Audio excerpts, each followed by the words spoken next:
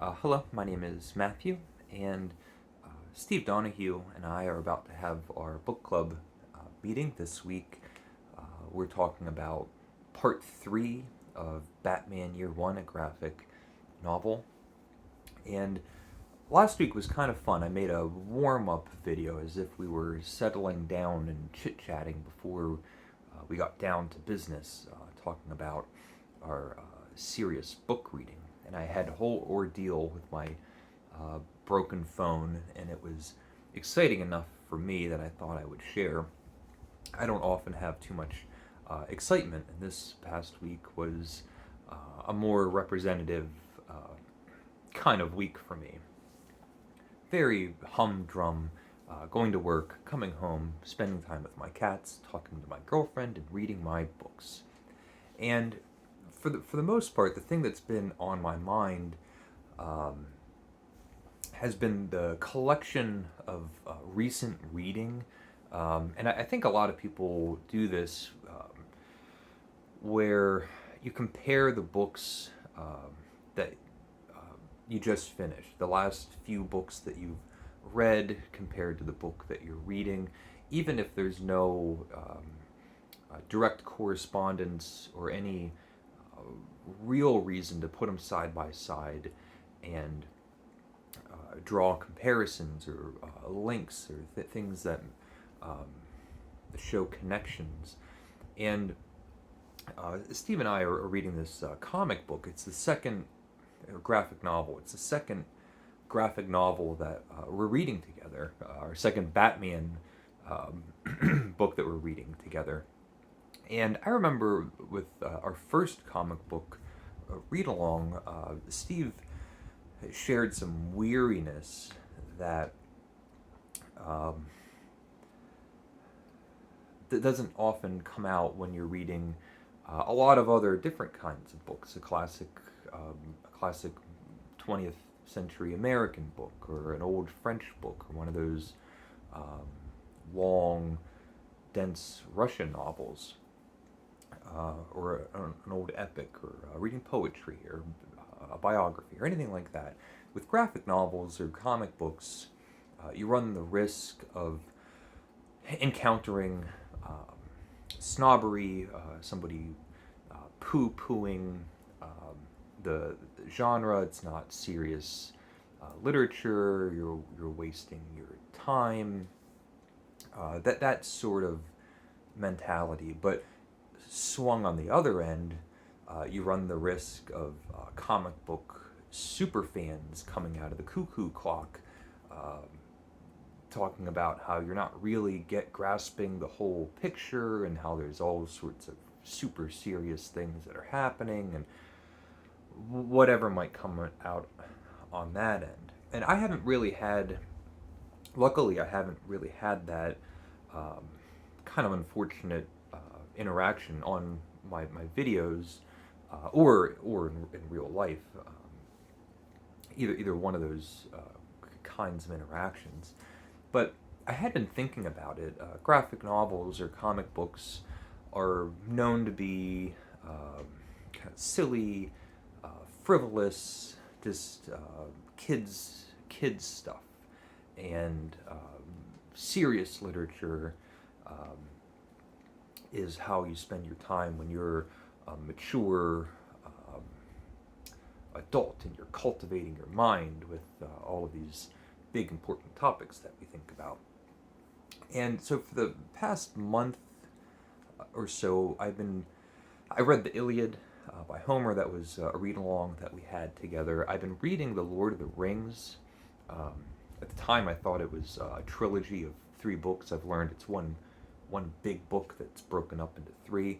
And right now, I'm reading The Return of the King. As soon as I found out it was one whole book, I've just been reading it as one book and going through it. I read The Sun Also Rises.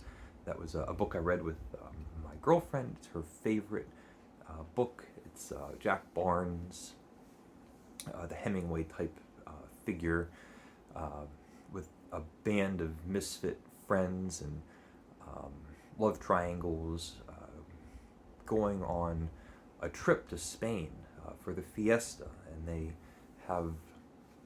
go fishing in Santiago, and they go to Pamplona for the running of the bulls. They spend time in Madrid, and it's chaotic, and there's debauchery and lots of drinking, and they're watching the bullfights and all those sorts of things.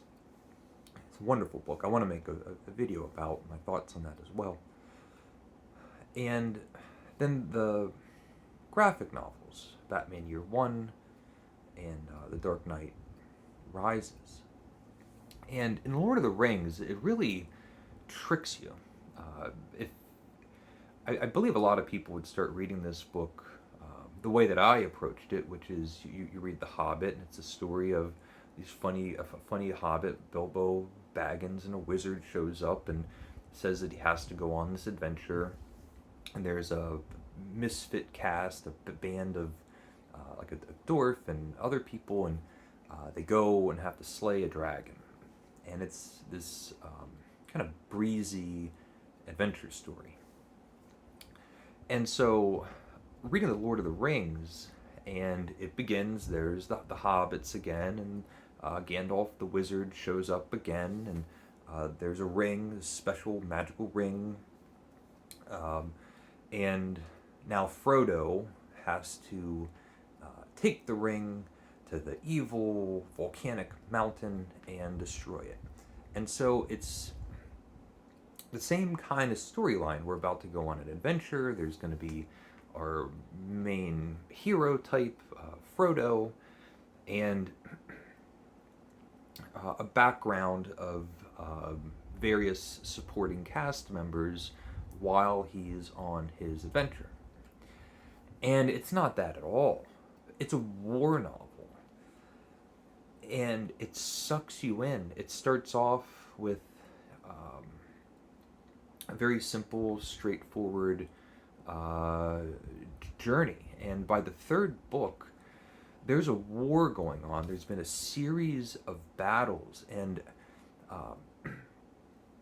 I mean, it seems to me that the book is an allegory for World War One. I think it must be around the same time period, and it has that same feeling of, by the end of it, in The Return of the King, it's so chaotic and so big and epic and convoluting. Like, how did we get to this situation where there's so much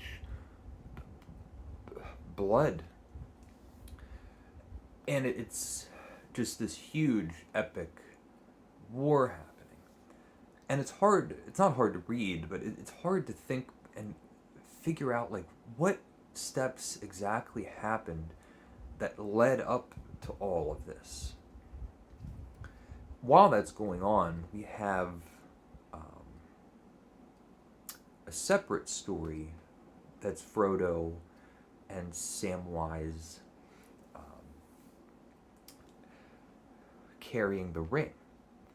And much of the novel is these big war scenes. We leave Frodo entirely. And during these big war scenes, Gandalf and Aragorn and Legolas, they'll talk and say, like, our fates hang entirely in the balance of these hobbits. And these war scenes, it's thousands, tens of thousands, hundreds of thousands of soldiers clashing and dying on the battlefield. And they're nameless. It's just bodies. Unlike the Iliad, where nearly everybody that dies has a little, not a story, but a detail. They have a name. We learn a little bit about them. In The Lord of the Rings or World War One, it's too large in scope. When you're thinking of people dying by the thousands, hundreds of thousands, there's too many names, there's too many people, and too many stories. And that head count really comes across at the ending of The Lord of the Rings. It's a numbing sensation, the amount of people that are dying. And they're turning to a single person, to Frodo, on his adventure. And I think in the Iliad, there's this grand war happening. We're only reading a very small portion of it, but we have Hector. The Trojans see Hector as the hero. And the fall of Hector is the fall of Troy. The Greeks have Achilles, this superhero. The whole story is surrounded by magic. There's the Greek gods and mystical, magical things happening throughout. And The Lord of the Rings reminded me very much of these epic poems of Homer or other epics. Instead of Greek mythology, it's steeped in English or Irish or Celtic lore with wizards and dwarfs and elves and hobbits, I believe, are a new creation, but it does have that King Arthur feel of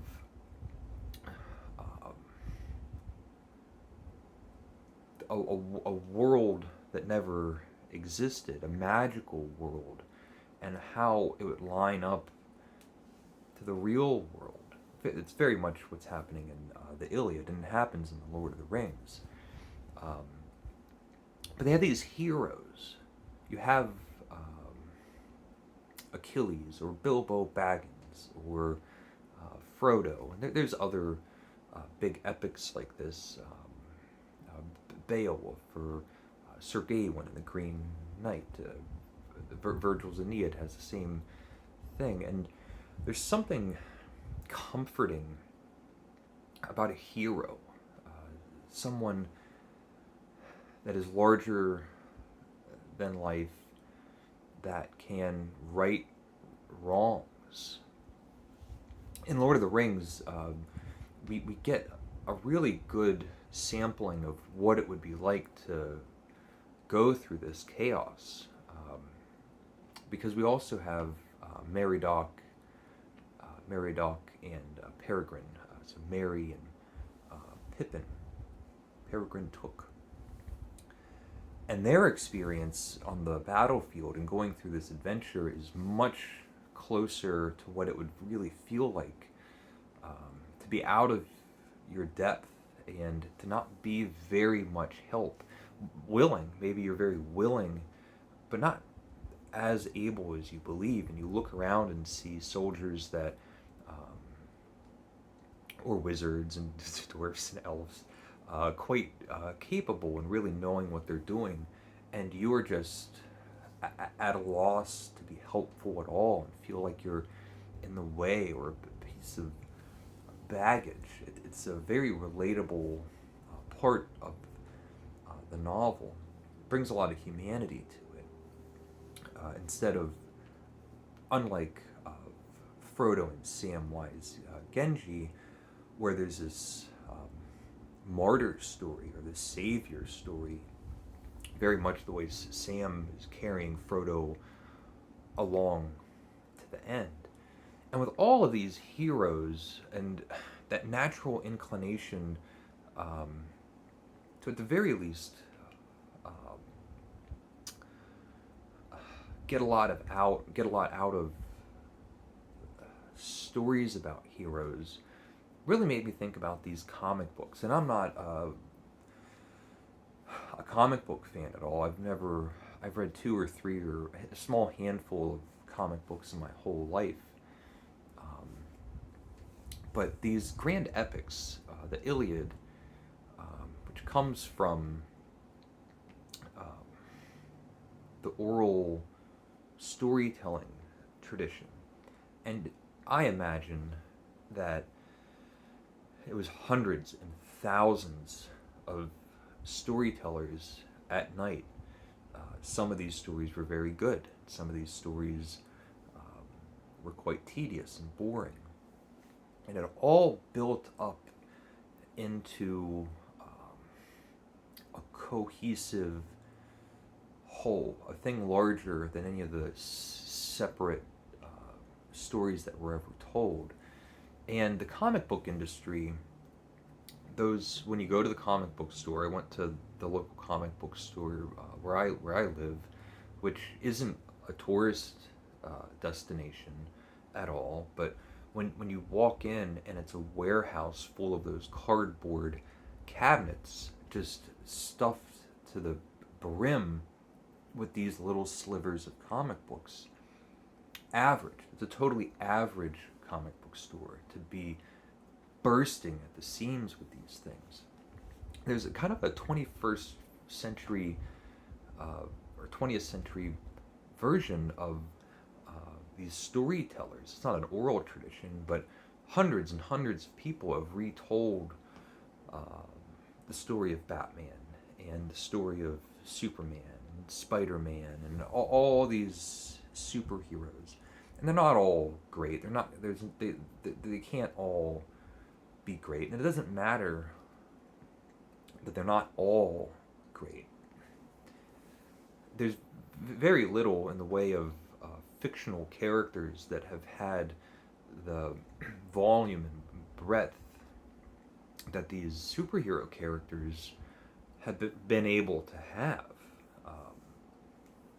All these iterations of Batman, all these scenarios that he's been put through for, it must be close to 100 years. And the good stuff will be memorable. Everybody has their version of Batman. And it's not one of the silly, forgettable throwaway stories. And it's because they're all piled on top. And I really think, I'm getting close to it now, but certainly in 100 years or 200 years, if everyone's still alive and reading books, it's all going to compound into this amazing story. And we have the benefit of most likely not losing all of the stories the way it had happened for the time of the Iliad. And I just been seeing a lot of similarities between the heroes in comic books and the heroes in fantasy novels and the heroes of ancient Greek epics. And the Sun Also Rises, which is very much unrelated to all of these, but it's a novel set after the World War, and Jack Barnes was a veteran, and he was injured on the battlefield. And it's a realistic story. He's physically injured, but he's a battled and broken person. He's suffering from the experience of war.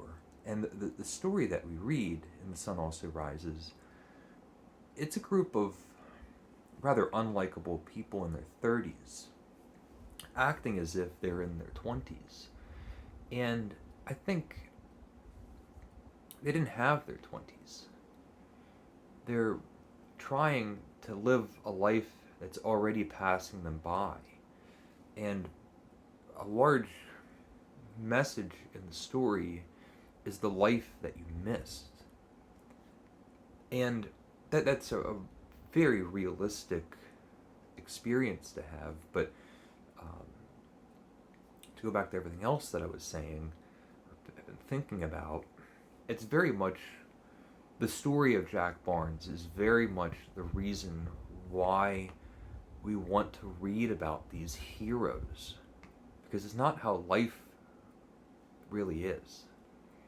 So those are some of the things that have been going on in my mind with all the different things that I've been reading. I don't know how much of this really makes sense, if I'm totally mistaken. For example, of the Lord of the Rings being a World War I allegory, or if that's totally obvious. It's not like I research anything. Um, but those are some of my thoughts on what I've been reading, and now um, I'll tell you about Batman Year One Part 3. So thank you for watching. Leave a comment if you would like, and take care.